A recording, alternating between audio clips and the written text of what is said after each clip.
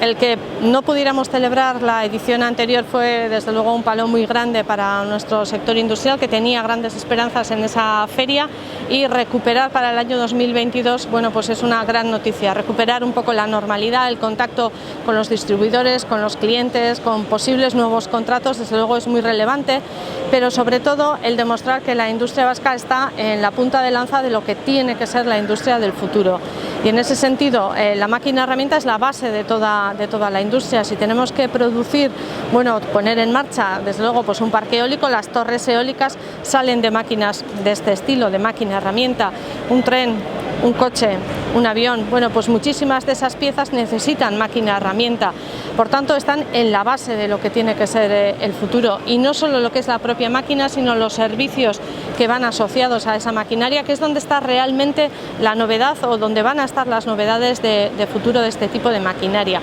Evidentemente desde la parte mecánica, electrónica también, pero sobre todo en esa parte de servicios, y es donde decimos que la industria vasca tiene que ser la base de nuestra economía, considerando